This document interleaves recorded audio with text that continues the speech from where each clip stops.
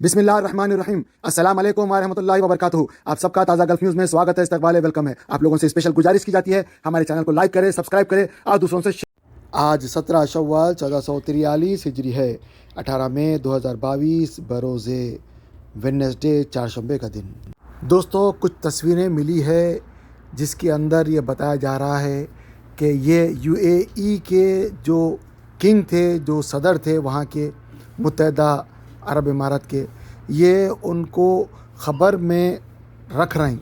آپ دیکھ سکتے ہیں لیفٹ سائیڈ میں اتنا بڑا برج خلیفہ کے مالک ہوتے ہوئے ان کو 2 گز زمین کے نیچے، اتنا نیچے کہ اس کے اوپر پتھر بھی لگا رہے ہیں، وہ نکل بھی نہیں سکتے۔ اور خبر ایسی چیز ہے دوستو، نہ اس میں بیٹھ سکتے، نہ لیٹ سکتے، نہ ٹھہر سکتے، بلکہ صرف مردہ ہی اس کے اندر آتا ہے۔ 2 گز زمین، چاہے کتنا بھی بڑا بادشاہ ہو یا فقیر ہو، اوپر والے کی سب مخلوق ہے اور سب کو جو ہے زمین میں ہی جانا ہے، دفن ہونا ہے۔ اب دیکھ سکتے ہیں اتنا بڑا بادشاہ، دنیا کی اتنی بڑی بلڈنگ، جو کہ آج تک اتنی بڑی بلڈنگ کسی نے نہیں بنائی، اتنی بڑی بلڈنگ بادشاہ کے نام ہے برج خلیفہ، اور وہ بادشاہ 2 گز زمین کے اندر دفن ہو رہا ہے اور اس کے اوپر پتھرے لگائے جا رہے ہیں۔ اور آپ دیکھ سکتے ہیں پتھروں کے اوپر مٹی، چاہے وہ مٹی معمولی ہو یا مٹی خاص ہو، لیکن ہے تو زمین کی مٹی، اور زمین کے اندر ان کو دفن کر دیا جا رہا ہے۔ یہ سبق ہم سب کے لیے ہے، ایک عام آدمی ہو یا ایک خاص آدمی ہو یا کوئی بھی ہو، آپ دیکھ سکتے ہیں 2 گز زمین میں ہی اس کو جانا ہے۔ لہذا میرے دوستو، آپ سب لوگوں سے خصوصی گزارش ہے، توبہ استغفار کرے۔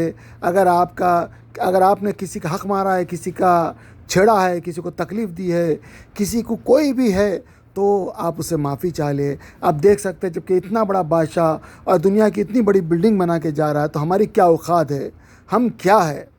تو اس لیے ہم توبہ استغفار کریں، اور جب تک ہم دنیا میں ہیں اوپر والے سے ہمیشہ ہم ہدایت مانگتے رہے، اور ہمیشہ ہم توبہ استغفار کرتے رہے، اور لوگوں کی جو ہے آسانیاں کرتے رہے لوگوں کے لیے، اور اپنی جو ہے توبہ استغفار کر کے معافی چاہتے رہے دوستو۔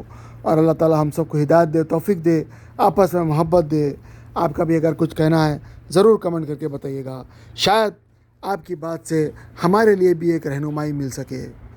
دوستو، انڈیا ٹی وی سعودی عرب سے بہت سارے لوگ دیکھتے ہیں۔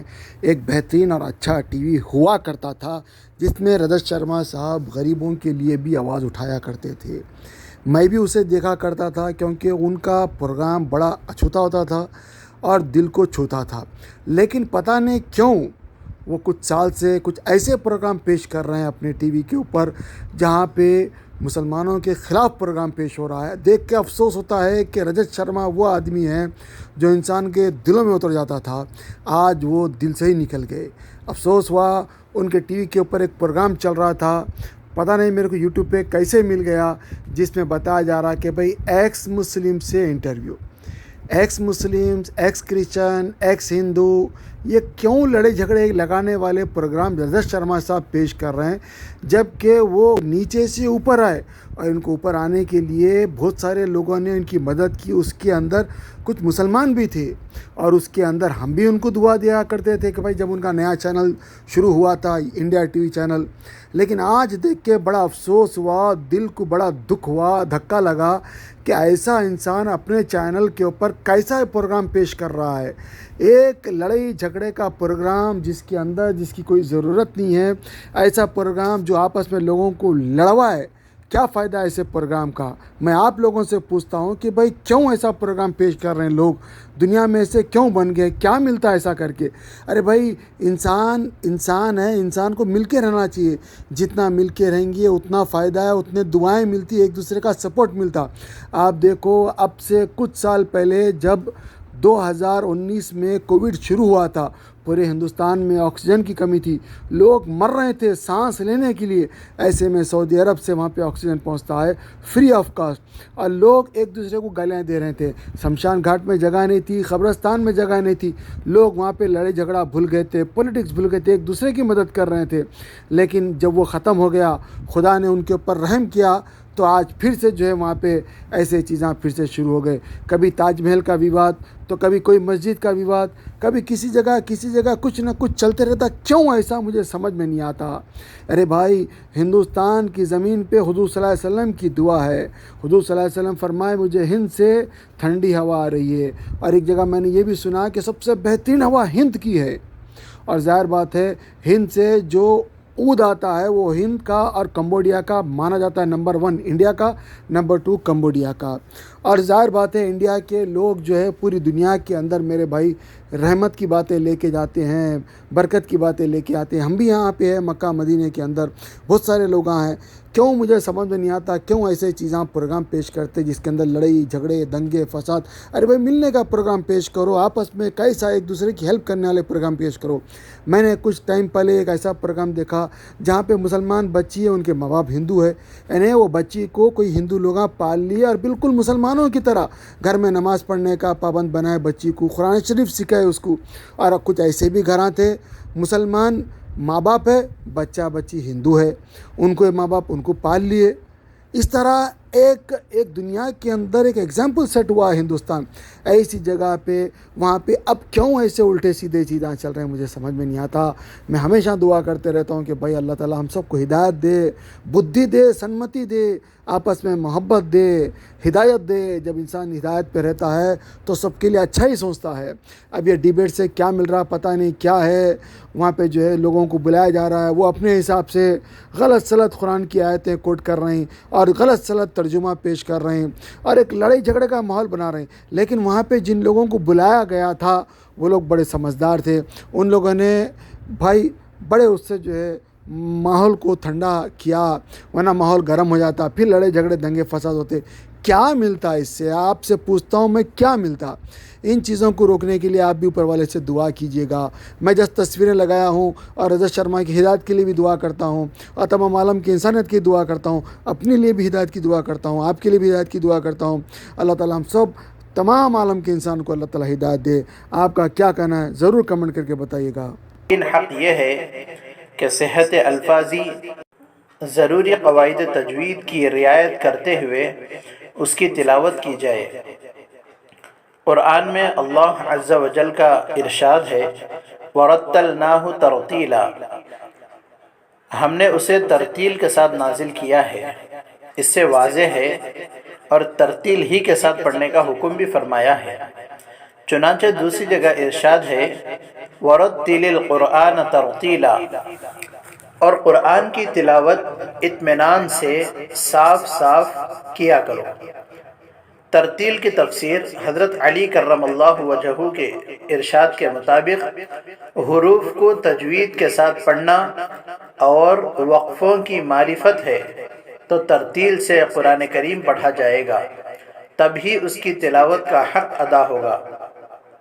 اور ایسے ہی تلاوت پر حسنات اور انعامات خداوندی کا وعدہ ہے. لیکن اگر تلاوت تجوید کی رعایت کے ساتھ نہیں بلکہ اس کے خلاف ہے تو اس سے تلاوت کا حق ادا نہیں ہو سکتا. حدیث پاک کے اندر یوں آتا ہے زین القرآن باصواتکم, ترجمہ اپنی آواز سے قرآن کو مزین کرو.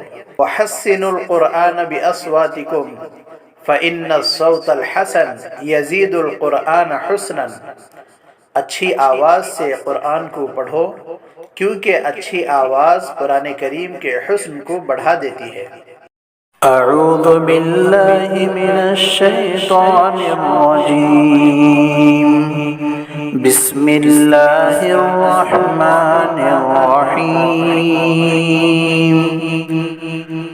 انا نحن نزلنا الذکر وانا له لحافظون.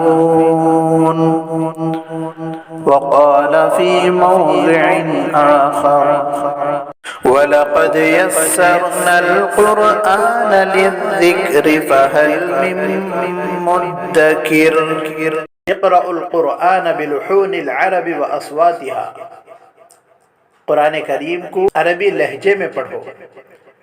محققین علماء نے تصریح فرمائی ہے کہ बग़ैर तजवीद कुरान पढ़ने वाला मुस्तहिक़ सवाब नहीं। कुरान शरीफ को सीख के पढ़ना हर मुसलमान के ऊपर फ़र्ज है। इसको सीखना खबर में जाने तक अगर टाइम मिले तो ज़रूर सीखना चाहिए, क्योंकि अल्लाह का कलाम है, अल्लाह ताला बंदों से फरमा रहा है। लिहाजा क्या अल्लाह ताला फरमा रहा, ऐसा क्या है कुरान शरीफ में, हमको सोच समझ के देख के पढ़ना, और पढ़ने के साथ साथ हमको उसके ऊपर प्रैक्टिस करना है, तब हम सही जाके मुसलमान बन सकते हैं। वरना हम खाली पीली के जो है खाली नाम के मुसलमान रहेंगे, और कुरान शरीफ में क्या लिखा हुआ है, अल्लाह हमसे क्या फरमा रहा, कभी हमको पता नहीं चलेगा। आप जब पढ़ेंगे समझेंगे तो आपको एक मज़ा आएगा। और एक अजीब बात यह है कि जो आदमी जितनी मोहब्बत से पढ़ता है उसको अल्लाह ताला उतने खजाने खोल के दिखा देता है, उतना विजन उसको नसीब होता है। बहुत सारे लोग गरीब रहते हैं, लेकिन जब कुरान शरीफ पढ़ते हैं तो अल्लाह ताला उन्हें अमीर कर देता है। बहुत सारे लोग परेशान होते हैं, कुरान शरीफ जब पढ़ते हैं तो अल्लाह उनकी परेशानियां दूर कर देता है। बहुत सारे लोगों का अजाब कुरान शरीफ पढ़ने की वजह से खत्म होता है। आप लोगों से गुजारिश की जाती है, यहाँ पे जो दिखाए गए नंबर्स के ऊपर इनको कॉन्टैक्ट करें, चाहे आप इंडिया में हो या पाकिस्तान में हो या सऊदी में हो या यूके में हो या यूएसए में हो या गल्फ में कहीं भी हो, किसी दुनिया के किसी भी खिते में हो। आप लोगों से गुजारिश की जाती है कि आप लोग भी अगर पढ़ाना चाह रहे हैं तो मुझे नंबर दे, मैं अपने चैनल के ऊपर फ्री ऑफ कॉस्ट प्रचार करता हूँ। दूसरी बात, अगर कोई पढ़ना चाहता है तो याद रखिए, अगर आप इंडिया के हैं तो इंडिया का नंबर है, पाकिस्तान के है तो पाकिस्तान का नंबर है, यूके के है तो यूके का नंबर है, गल्फ के है तो गल्फ का नंबर है। किसी से ही पढ़ ले, पर्देदार ख्वातीन भी पढ़ा रही है, मर्द हज़रात भी पढ़ा रहे हैं। आपको पढ़ना है, आप हो या मैं हो, ज़रूर पढ़ना चाहिए, वरना बहुत बड़ी गलती हो जाएगी। अल्हम्दुलिल्लाह रब्बिल आलमीन, सारी तारीफ अल्लाह के लिए, लेकिन अगर आप गलती पढ़ देंगे तो सारी तौर पर अल्लाह के लिए हो जाएगी। तो मेरे को माफ़ करे और मेरे लिए भी दुआ करे, अपने लिए भी दुआ करे। अल्लाह सबको हिदायत दे, आपस में मोहब्बत दे और कुरान शरीफ से इश्क दे, सिखा, समझा, पढ़ा और अमल करा। आमीन।